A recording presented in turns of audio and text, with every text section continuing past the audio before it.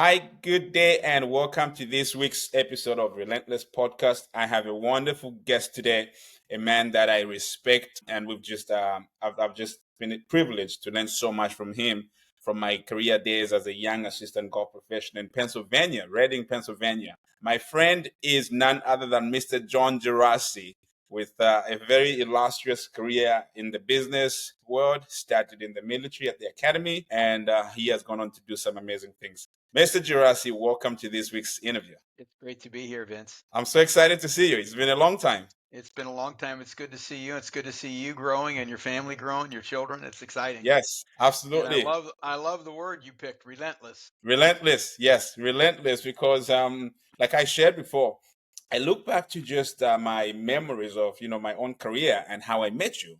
I was a young assistant golf professional at Berkshire Country Club in Reading, Pennsylvania, and I said, and this is 2000, I want to say 16. I was over there. It's those moments have stuck with me that members, you were on the board, I believe, at the time. Members would come and talk down to like a third assistant and make you feel a part of a big project, a part of big family sort of thing. And your wife was just so gracious to me.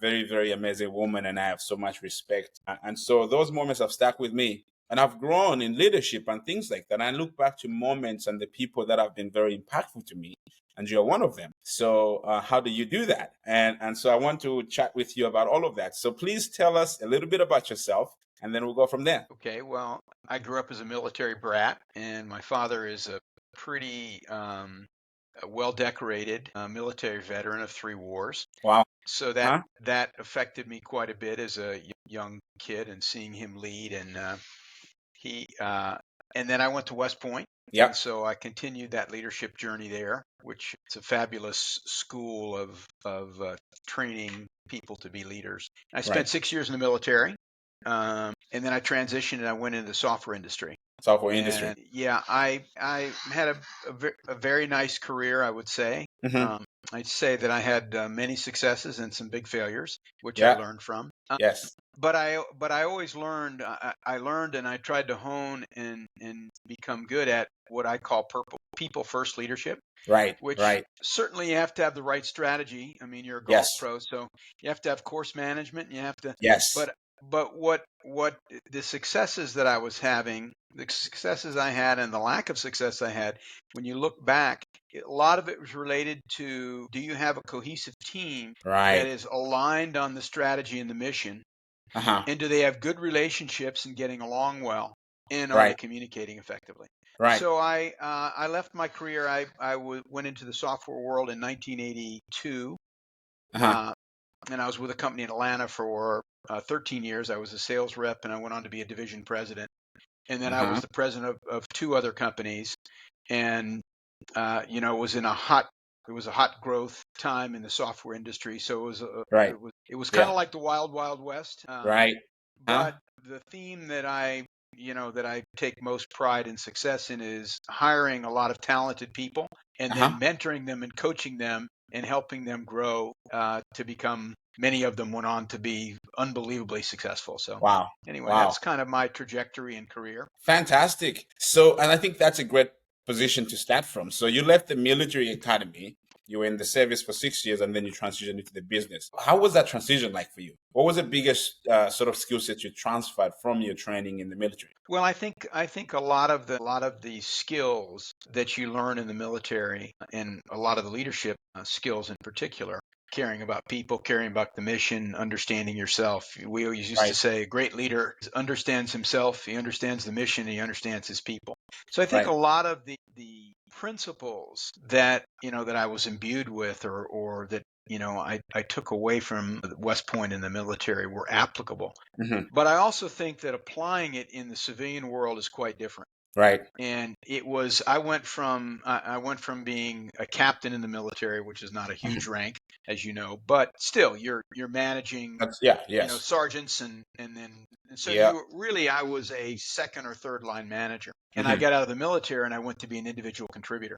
And so the thing you had to think about, and there's a lot of people who transition well and some that don't. Depends on how long you're in the military, but I think there's a big transition point to business is different. Right. and a lot of the principles can be applied, but you have to make that transition. Right. And so, there were some hard parts to it, and some really good parts to it. So, but I So it look sounds back like on it, and right.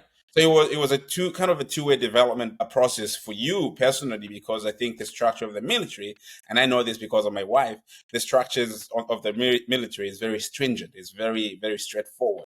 And then I think there's some loopholes when you get into the private sector. And then on top of that, you have to hire talent. So it's an adjustment for yourself. But then, so how do you do that? And then also are able to put the right team together, because the well, skill sets are very varied. yeah, I think that, the thing that's consistent is, having great people around you who Uh-huh. are aligned in the mission and that you're communicating well and you have good relationships with. The difference a big difference in the military, at least the level I was at, and certainly when you get up, I'm from a pretty famous West Point class, and we had Right. 36 generals. So Wow. when you get to be a 3 or 4 star general, you pick your people. But the Right. level I was at, the military organization picks them for you. So you've got Right. to learn to lead them. A big difference in the business world is you have the freedom, if you will, and the ability, Right. and it's Uh-huh. it's both the opportunity and the risk of Yes. picking your own people. And so you've got to make those choices both for hiring and firing, and then Yes. develop and grow. And Wow. it's slightly different. The mentoring and growth and relationship side is good, but it's Uh-huh. really identifying what type of leadership do you need in this position, and what Uh-huh. kind of person do you need, and how do they gel with the team. So it's a What does little that look different. like? When you talk about people, the right person? Say, for instance, you're hiring, and maybe you can speak to some of the people that you hire, and maybe the same person that went on to do fantastic things. What was it about them that, and did you know when they were coming on? Did you see something in them? Yeah, well, I am lucky in that I think one of my gifts is being able to assess talent fairly Okay. well. Not that you can be perfect at it, Right. but you look for a couple of things. I mean, number one, you want to look for integrity, right? Yes. Mm-hmm. And number two, behind that, you want to look for someone, in my mind, who is competent and is coachable.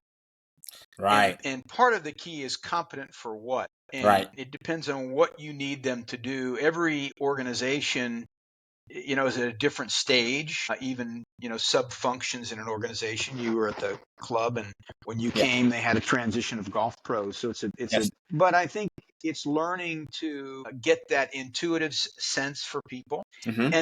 and then have some process of testing them to make sure that's correct. Right. The higher you get up, the more you grow in leadership. And like I said, when I was the president of a company, I didn't hire anybody that I didn't know before. I would Ah, very pull my interesting. A players, bring Yeah. A players along with me. But I hired Right. a lot of people who went on to be, do have much, if you will, more successful careers than mine, if you rate it in terms of scope and Right. scale of authority, and running large companies. It's a combination of some intuition, some practice, some Uh-huh. looking at your successes and failures and continuously learning from it. Right, right. So in that same line, then what defines? I guess you've answered this. Your definition of a good leader is somebody that's able to assess talent and then also see a kind of position people for success. So you set people up for success, people that are willing to do the work. So you do this in the business world, but then also, but you left the military. You're in the business world. You just didn't go with a high position. You probably started, pretty low up as No, a salesperson. no, yeah, I left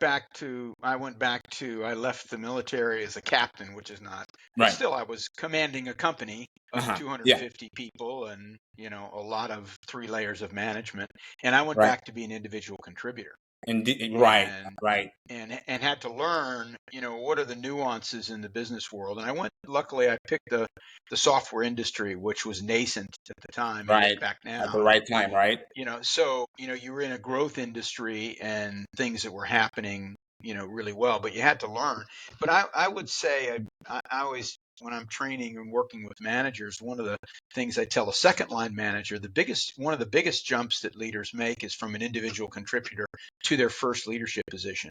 And the key there is they have to move their heart not so much their head. They have to know the Right. job, but their heart has to move from, I get the thrills. You're a golf pro, so I get the thrills of hitting my own shot 320 Right. yards, or Yes. do I get some thrills of helping Mr. Geraci go from 180 to 210? And Right. you have to shift that emotional and heart thing That's to true. caring. That's very true. That's very true. Very good answer. So now, so you rise all the way to becoming a president of the company. So I want you to look back to what it took for you, and then what would you have told yourself? Because I think one of the biggest thing, for instance, for younger people, myself included, is that sometimes you can know you have potential. You can know that you can feel that you're probably meant for something. One of the difficult things to kind of navigate in that path is trusting yourself, and then also being patient, which I think is very, very important. So you look back now, you were able to rise to president, but that was not a straight line all the way up to that position. Yeah. Looking back, what would you have told your younger self, and what sort of advice would you give to somebody that's got that potential? They have a good idea of their vision, but it's going to be a waiting game. Yeah. Well, I think first of all, I love your relentless, but I believe a lot of it has to do with hard work and Good. coachability. And I remember that when I got out of the Army, I was 5, 6 years behind my civilian classmates, and so I was relentless in how I worked. And I told my Right. wife I wanted to become a vice president in 5 years, and I worked Right. every Saturday, Wow. and I worked on Sunday. Mm-hmm. And so one part of it is, if you want to get ahead, you have to put in the work. You have to be a hard Right. worker. Yes. The other thing, which and I think I was pretty good at this, you have to be coachable. Yeah. And to be coachable, you have to pick some of the right mentors. And I Right. was very lucky to have some really, really amazing mentors, people Uh-huh. who were good leaders, who knew different things than I knew and would Yeah. coach you. Yeah. And I look back, and if I were going to coach myself today, I would still say those things are important. Yeah. And you have to have a vision for where you want to go. But I Yes. think in today's leadership world, one of the things I wish I had, two things I wish I had done a lot better, Uh-huh.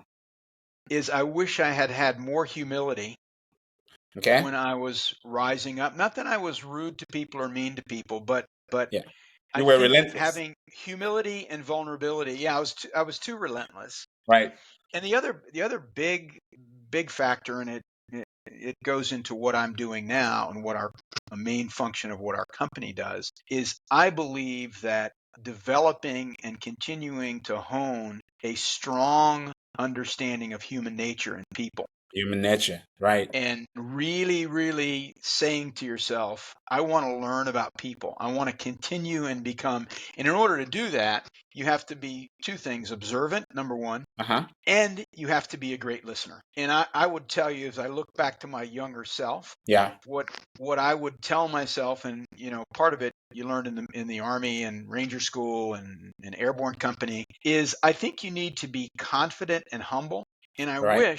I wish some of the mistakes I made in my career, which I could tell you some of them, but we're all about, I thought I knew the right answer, Mm-hmm. and not listening to other people and evaluating it and taking the time to really understand, what do they mean? What's the meaning behind the meaning behind the meaning? Right. And Right. it's that deep ability. If I were gonna look back, and I would say, Yeah. be relentless, Yes. have a vision and want to work towards it, have mentors, but be Right. humble and become a great listener. Right. Learn how to listen and understand people and adapt to what you need to do to be effective. Right. Somebody says learning to understand, listening to understand, not listening to respond. You Yes. mentioned two things, and I want to get to the first one first of all. You mentioned mentorship and human nature. Um, who have been the most impactful people in your life? Five people or five personalities. Yeah. Well, my father was very impactful. Uh-huh. In many ways, he was a big, bold leader. Yeah. I think he's the fifth most highly decorated military officer in In the ever in year. history. Right. Right. And I saw him. Take. I don't know if you know Band of Brothers, but that Yes. movie Band of Brothers, that was the third of the 506 Regiment that was Yes. part of the 101st. It was decommissioned after World War II, Yeah. and it was recommissioned as a battalion in 1967, and he was the battalion commander to take it to Vietnam. So I Wow. saw a lot of lessons learned there. But Hmm. uh, I had the other person who had a big effect on my life was the chairman of the company I was with for 13 years and became a division president. The guy was John Imlay, who was a Uh-huh. phenomenal storyteller Yeah. and listener. He was, I didn't really understand that second piece of it. I Yeah. understood the storytelling part, but I've been lucky to have some very, very good bosses, one or two Yes. levels above. And what I always tried to do was assess what's this person's style and observe, and what can I learn from them? And is there Yes. somebody who will coach and teach me?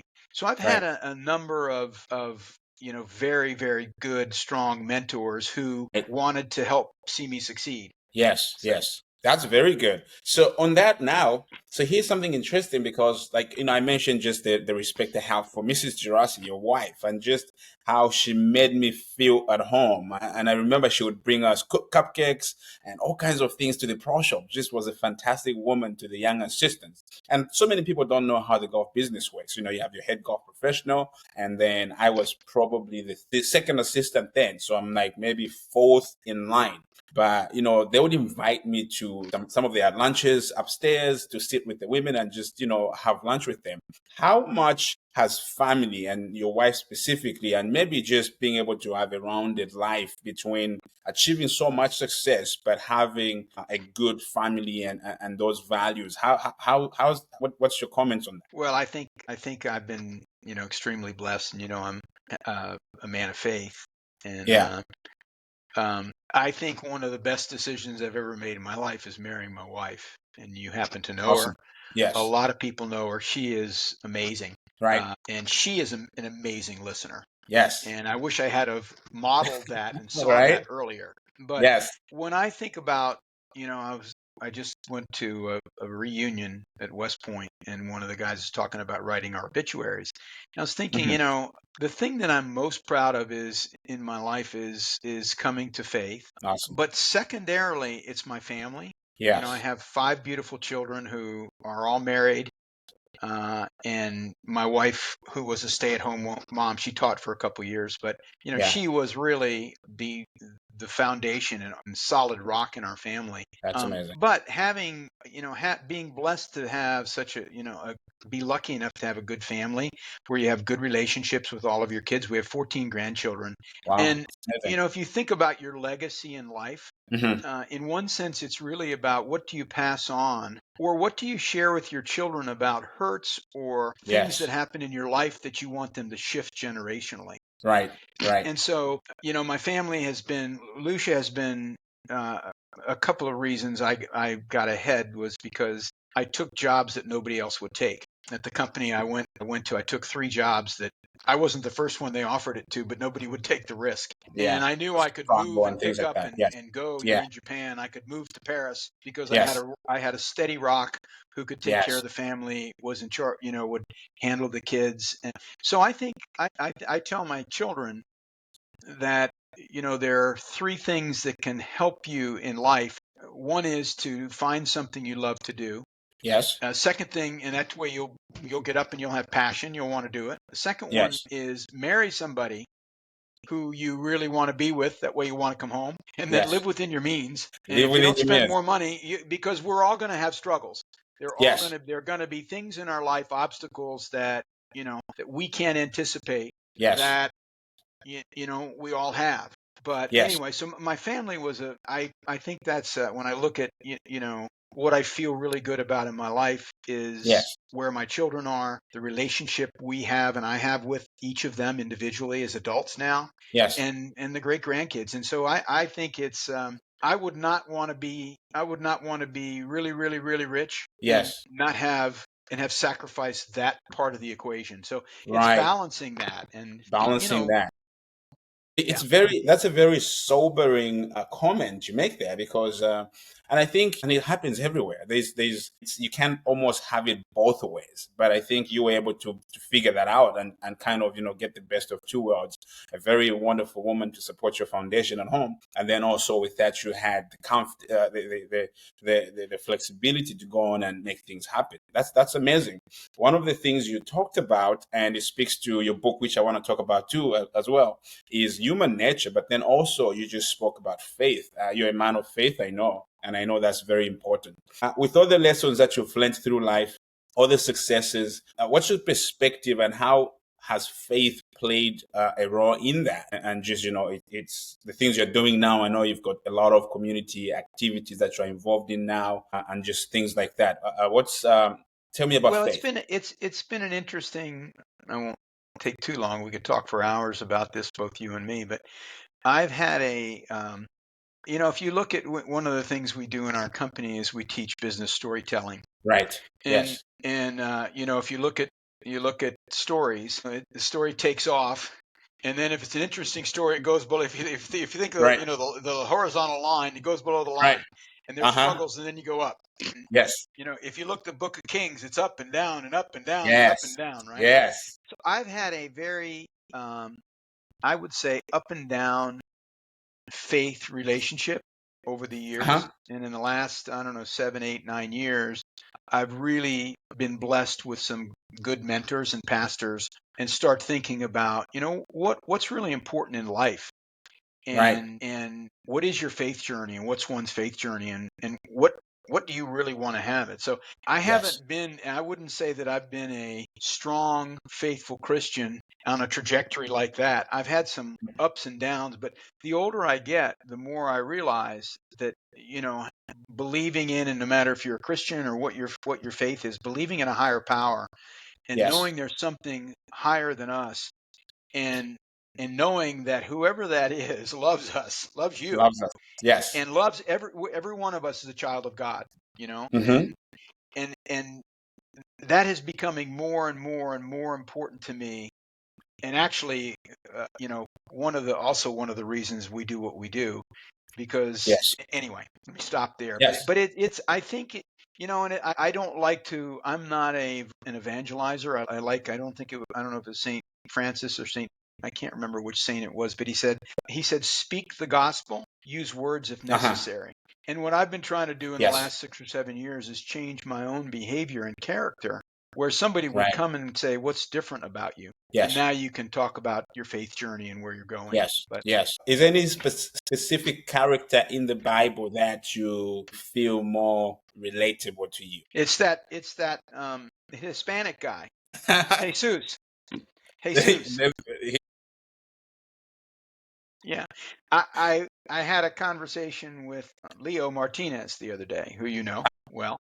He's our Yes. caddy master, and we were talking about something. And he is a very faithful man, and he's a very learned student of the Bible. And he was Yes. quoting something on the Bible. He said, "Well, he was telling me how he interpreted something and what he thought." And I said, "I don't know if I agree with you, but I think I Yes. would want to think about that instead of telling me that the Bible says this. Here's the verse in the Bible. What I'd like to Yes. think about, what would Jesus do?" What would Jesus do? So let me show you something. Here, I don't know if you can see this. I belong to a Band of Brothers group. It's a fellowship golf ministry. And this is from Penn Stewart. And this says, "What would Jesus do?" Oh, nice. That's fantastic. I'm glad you say that. I think I should get you one of these. I'll get you one of these. I'd love it. Yeah. I'd love it. Yeah. Very good. So I want to move now on to your book, your wonderful book, The Art of the Nudge, Unlocking Your Hidden Potential. I've read this book and so many things have stuck out to me. Tell me now about what you do, and then we'll get to discuss a little bit about your book. I'm just going to show Okay. it up here. So let me go back just a little bit Yes, and please. say to you that the firm that I'm in, there are 3 managing partners, and we're Hmm. I call us advanced communication coaching company. Right. And we do group learning. So we do Yes. training, group learning, and coaching, Uh-huh. and we have some software, but we're all operating executives Yeah. who are all people first leaders. And Yep. all of us share the theme of, when we go back and look at what were the situations where our companies were or our business section was performing well? What was happening where they weren't? And we all share the idea that relationships were strong, people were Yes. aligned, and they were in good communications. Right. And what started us on this journey was I started thinking about 10 or 12 years ago that the world of work seemed to be changing dramatically. And we started doing a bunch of research, and the two macro factors we Uh-huh. believe that are changing the world is the fast pace of so many disruptive technologies. Yes. We wrote the book, we talked about AI and IoT. And I remember a lot of Uh-huh. people said, what is that? What is But that? Right. there are Right. so many disruptive technologies today, and they're moving so fast. And the good news is they're accelerating your communication capabilities. Yes. But the bad news is they're sending a lot of data. It's Yes. it's asynchronous communication where you can text me and you Mm-hmm. make an assumption that I read it. And if you Right. think us communicating directly is hard, and people are being bombarded with TikTok, with chats, with blah, blah, blah, blah, Yes. blah. And they're Yes. all harried because the business world is all moving to serve the digital customer. So they're all in these Right. transformations. Everybody's moving Yes. really fast. And of Yes. course, COVID, this was before COVID. Now COVID and the return to work and all that stuff is now another dimension. The other Right. big dimension we have in the workforce is there are four we started, there are five, but there are four generations in the workforce. And although at the human level, I think most people want to do well. They Yes. have good character. They want to Mm-hmm. do well. They want to be good. They want to do the right thing. But the way baby boomers, how I grew up and how you grew up and how Gen Z grew up, there's some completely different ideas and thoughts. Right. And so when we communicate, a lot of times, and I've had this happen a lot, where I've Yes. said something that is not intentionally demeaning, Right. but the millennial or baby boomer, or maybe not Gen X, Right. but Gen Z, and so there's a lot more opportunity for miscommunication. Right. And what started our whole journey on the company was we thought these two big things were affecting this one thing we thought was really important when companies are Right. at high performance and productivity, which is clear, effective communication, good relationships. We Yes. actually call them silent productivity killers. In our research, we looked for a conversation that happened, and I won't tell you many stories, but I can have tons of them, where something happened Yeah. 3 months ago. We miscommunicated. Nobody did anything about it. And now 4 months Right. later, it's a big problem. And Right. that's happening more and more. So our company's focus is around how do we help people build advanced communication skills Right. that can improve relationships, Yes. and at the individual level increase your productivity because you're getting Right. groups of people going together, right? And at the Yes. company level, you can point it at a business objective.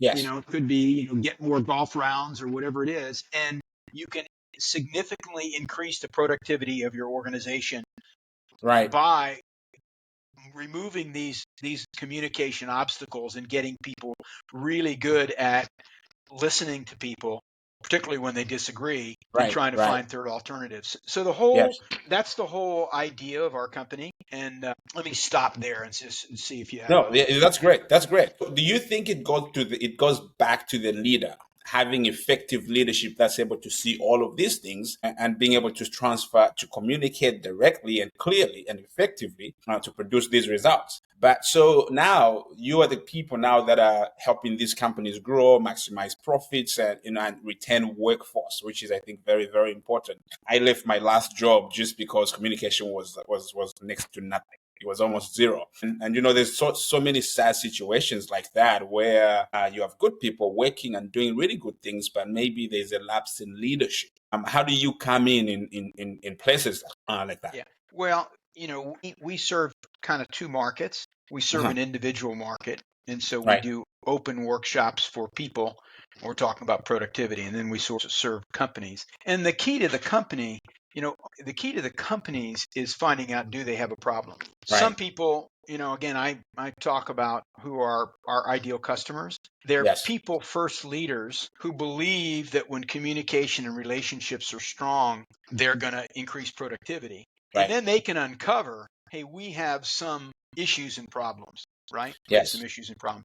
But the other thing we try to teach, we have our models. We have a core model. It's a Mm-hmm. dynamic relationship model with business storytelling at the center, and Right. transformational listening. The models are based on our big ahas on our research came from the intersection of neuroscience. Right. How does the Okay. brain think? How does the mind Yes. think? Yes. I And want to hear more about that. Yeah. and behavioral economics, which Yes. behavioral economics is an offshoot of economics. Economics says that we all make decisions rationally and logically based on marginal utility of value. Right. Behavioral economics has proven and and two gentlemen have gotten the Nobel Peace Prize for their work on this, but they were professors at Harvard, Yale, and University of Chicago.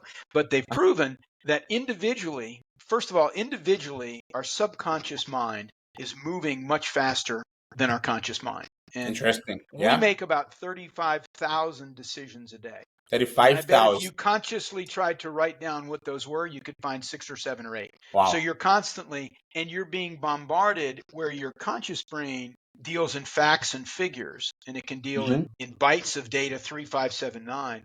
Your Yes. subconscious mind takes in everything, Hmm. and everything is stored there. And so what we talk about 3 breakthrough ideas Uh-huh. that we have tried to apply in our models. And one of those is that your subconscious mind is moving all the time. Okay. At all And time. all the time. And I'm Yeah. watching you and I'm trying to think about what's going on in your subconscious. Yeah. And most of us are not even aware of the subconscious going on. And most of us, when we communicate, are communicating facts and figures. And if you're trying to, help somebody make a decision and they make 80% of their decision making on emotions, pictures, and stories in their Uh-huh. subconscious, why are you talking about facts and figures? So Right. the first breakthrough is you got to realize that subconscious brain is going on. The second big idea is that the subconscious mind sabotages you Mm. often.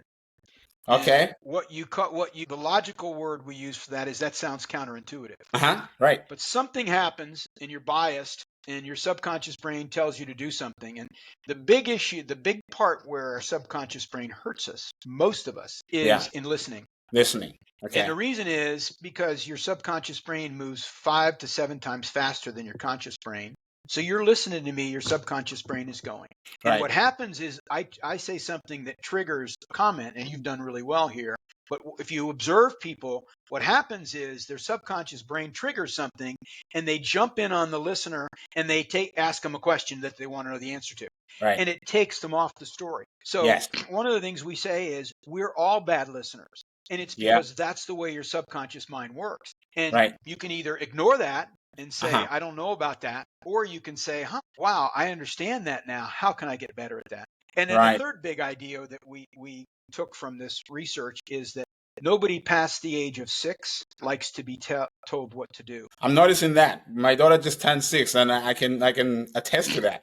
Well, and the implication of that in our mind is that people talk about convincing people and persuasion skills and influencing skills. And we say, okay, those are all, they're important.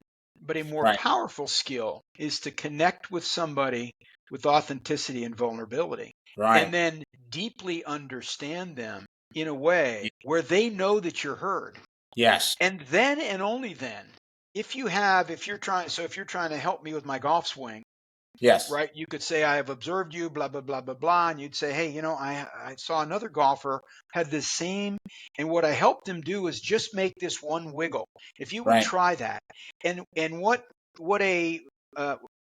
leading to leaderships, those are 3 big ideas. But what we think is leaders need to be a lot more humble and Right. vulnerable. They Very good. have to understand people in a much deeper way. Yes. And then instead of influencing, they have Yes. to inspire people. And that's what Inspire. we're trying to teach. Inspire people. Don't try to Right. persuade them, convince them. Because what happens is when I persuade you, depending on how you feel about it, Right. the more I try to persuade, the more stuck you get in your position. Right. And Right. it's kind of, these are counterintuitive ideas, but we believe if you start understanding, here's the most powerful part of your mind. It's going Yes. on all the time. And, Right. I relate it to, Yeah. our friend Jesus. And I say, if you look at, he did a lot of great things, but 2 things he did better than anybody else. He always understood somebody. Right. He understood you at a deep level. Yes. And then most of the time he would tell a story or a parable. Right. And if you Right. believed it and you wanted to go do it, you went and did it. You didn't Yes. try to push people to do something or Right. make them do something, and Yes. and it's a much more powerful leadership model because we're in a world today where I think everybody has to have a seat at the leadership table. Right. And it really depends on this project. Who's the Hmm. most competent and knowledgeable? It's not Right. I'm the boss anymore. Right. That world is gone Do you because think everybody. that's a generational thing? Because I look back to maybe some of the leaders I've had myself. If I look at the ones that are maybe a few generations before mine, it was more about work. You don't take lunch breaks. Everybody's on the go. And then you have the younger leader now that's kind of, more into the work-life balance. Hey, I know your family is very important. So you've been working all these weekends. So how do you think you can narrow all of those things to make it effective for this Well, generation? I think, and there are some companies who don't want to work with us because they believe what Right. we do is weird. Wow. And it certainly is true. When I grew up in the military, Yeah. certainly in the military and at West Point, and I went to Ranger School and Airborne School. Yeah. Somebody told you what to do and you went and did it. Right. Right. And so certainly the baby boomer world and the Gen Z world have had a different style of leadership. What I Yes. believe is, and go back to the idea about technology and communication, right? Yes. Where leaders got some of their power was they had knowledge and information that people don't have. Now it's all ubiquitous. Right. And so I think the model has to change. We talk about, for leaders, we talk about confident humility. It's not that you Confident don't humility. want to be confident, right? Right. We talk about Superman and Yes. Clark Kent. It's Mhm. not that you don't want to be confident, but you want to be humble. I can make mistakes. I am Yes. human. And one of the stories we teach people in our model, there's a bunch of stories. One is called the lesson learned story. Uh-huh. And we believe as a leader, that's a powerful story. So if you've done something wrong Yes. and I want to help you, I could either bring it up, I could yell at Uh-huh. you, I could make you feel bad, or I could say, "Hey, Vince, this brings me back. I was in your situation 20 years ago, and I did blah blah blah blah blah blah blah, and this is what Right. I learned." And Right. what happens is it's authentic, and you see my human side, and you say, "Wow." And it's a much more powerful way, and we believe it's the way leadership is going to go, and we believe everybody has to have Yes. these communication skills. That's why Yes. we call it mastery of communication. You have to Yes. continuously be working on this and learning this. Uh-huh. But I think generationally, absolutely, I learned a model of leadership that is in the military. I tell you what to do and you do it because I said so. Yes. It's just not like that anymore. Wow. Certainly not in the business world. I really like that comment you made. There's somebody that comes into my mind, and we were talking a business opportunity, and it was exactly that, where you don't lose much by showing weakness. You show human nature and who you really are as a person, and you actually win more people to your side by letting them know that I've made this mistake before. Whereas it's kind of like I like. The simplest thing is maybe me and my son. When I grew up in the beating era, like if I did something, my dad gave me a little spanking. That was very effective for me. How can I also produce the same result that my dad tried to do without having to spank my daughter now? Yeah. So it's kind of thinking about those two different things. One of the questions I wanted to ask from your book also is so why, with all of these things in mind, why do you think change is so hard? Well, I think change is hard because how our brain works. Hmm. And our mind and our brain it's the most powerful tool that God has given us. And most of us don't study how to use it and how to leverage it and we call it your greatest hidden superpower. Right. Your mind is your greatest hidden superpower. But what happens to us is we all form habits. So think Uh-huh. about a golf swing, think about whatever. You do things over and over and over again and you form a habit. And Yes. that becomes, if in the book we use the phrase, it becomes your super highway. Now the Right. other thing that we've learned about the mind and the brain is it's not a machine. It has neuroplasticity. It's a big network. Right. And you can rewire those networks, right? Uh-huh. And some people get rewired. So if you think about the Apostle Paul, who was Hmm. one of the greatest evangelists, he was rewired by a huge event that occurred on the road to Emmaus. Right. Most of Yes. us don't have that significant life change. So you think about a Yes. golf swing. So you try to tell me this one thing, I've got to go practice it. And what will Right. happen to you is what most people do, and this is what happens in training. One of the things we talk about is the key to training is really practicing for 90, days afterwards, because what you've got to Right. do is overwrite the old habits. Because what happens Yes. is you tell me what to do, I take the lesson, I go out on the golf course, and my subconscious brain reverts me back to the habit that I know. And Yes. so you've got to Yes. make that linkage, and you've got to practice it enough. So change is hard. That's one reason change is individually hard. I think change is hard a lot of times in corporations Right. because the message that the executives tells Uh-huh. has nothing in it for the people who have to make the change. And, Right. if you look in the corporate world, there have been two major change periods in my career. One is Y2K, which you Uh-huh. probably weren't involved in. No. Anderson Consulting did a big study after that, and they Yes. said there are a lot of reasons. 70% of the projects were considered failures. They didn't meet their cost schedule. The two reasons, the main reason was passive resistance to change. Hostile So resistance. people did not want to make the change. And then if you Yes. start looking at it, why? Because they didn't opt into the change, and nobody positioned why was it good for them or what good things would happen to them if they made the change. It was Yes. really hard, and their subconscious, they didn't have a vision of where to get to. So the message was wrong, and then they went back to their old habits. And Right. Right. right now, I just read a study the other day that 70% of digital transformation projects are failing. Wow. And we believe people are spending a lot of time on technology and process, and they're Yeah. not spending time on the people and the messaging side. Which is the most important thing. It's Right. we believe it's the most important thing, but change is hard because of those factors that Yes. there's inherent. And what happens once you get the age of 6 and somebody tells you what to do, if you don't want to do it, you create friction. Right. And depending on their personality style, they will just dig their heels in, Yes. right? And Yes. so, but change is hard in any event. Right. It's Very, very interesting. So I wanna, and we're gonna get to winding up here. So I wanna hear some of your most successful stories. You walk into a company that was either resistant in the beginning, and they kind of say, "Yeah, you can do this," but they were not really, really enthusiastic about it. And then, months or years down the line, the numbers look absolutely different. And I guess you're doing this to really build and support businesses. And what are some of your successful Well, stories? so we have many of them, but one of the most successful stories is a story of a company. I won't tell you the name here on this Yeah. and where the CEO came in and had huge potential. They were a government contractor, and they Uh-huh. did something really unique in the government. And they were staffed, as you would know, the salespeople, the business development people were former military officers. Mm. And they were been growing nicely for 20 years, but the board and the CEO saw huge potential Right. to win much larger projects. Yeah. And he had brought in some sales training, and they just rejected it. They didn't want to take it. And Right. so we worked with him. He happened to be a guy that had worked with me before, and we worked with him, and we crafted an intervention to work with them. And what we showed them a model Mm-hmm. of, if you guys are doing this because you care about the military or ex-military, and you care about helping the military get ahead and be more productive as Yes. warfighters and the things they do, it's service oriented. Right. And what we're teaching you is not to be salespeople. We're teaching you how do you go and understand the problems that Mm-hmm. the Navy, the Army, whatever is having, and how do you understand the implications on that to a bigger level. Right. And so when we started working with them, they were generally doing $3 to $5 million projects, and they Wow. wanted to get to 50, 100.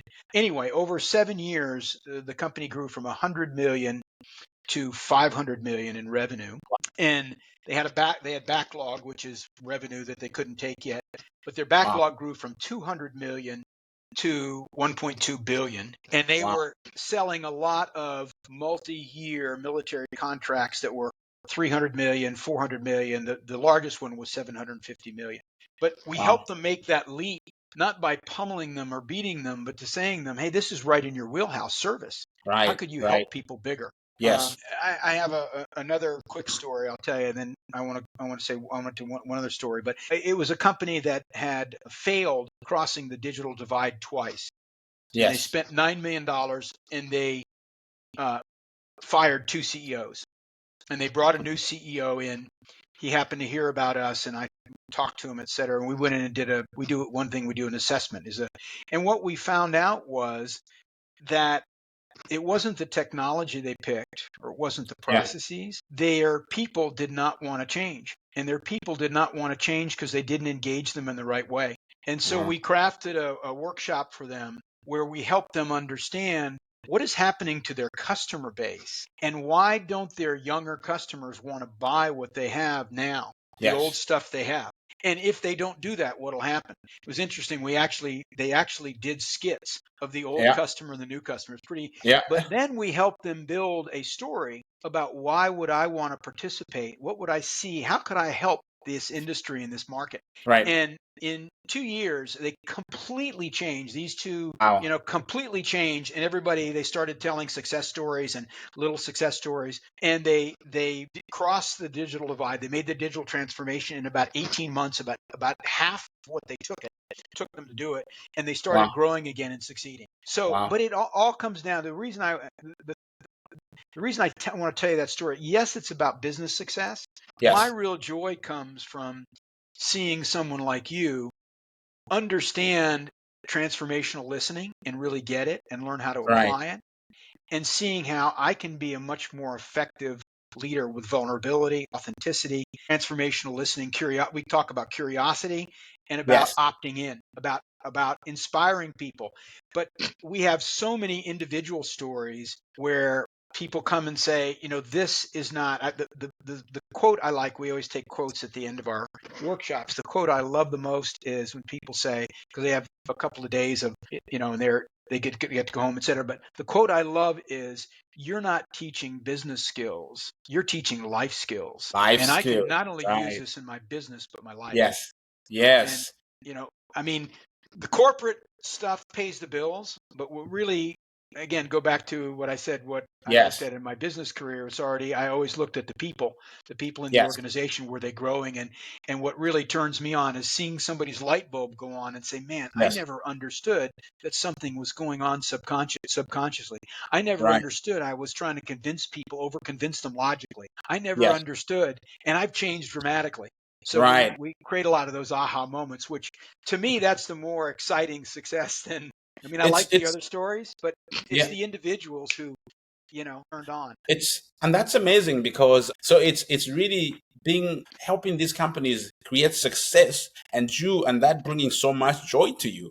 But I think it's what you're saying is this is also helping these people make individual personal transformational change in their own personal lives from the change that they see from the companies. That's a ministry there, right there. It's you don't Well, have to stand behind a pulpit to just share about the gospel. It's the support that you're giving to the people through the work they're doing and the fulfillment that they're doing, and that transfers to their interactions and their lives. And that's amazing. That's amazing. I want to yeah. hear a couple last questions here. What are some of the most effective books you've ever read? Oh, wow. Well, I read too much. That's And good. so I'll give you a preview. I'm going to have a post early next week. I read one book a month that I post up, and I try to do a book. But I'm reading a book now called Leadership in Turbulent Times. And Leadership it's in by Tech. Doris Kearns Goodwin, who may be the most famous presidential biographical author ever. And she's written about Lincoln, Teddy Roosevelt, Franklin Roosevelt, and Johnson. Wow. And there's a lot of great lessons in that.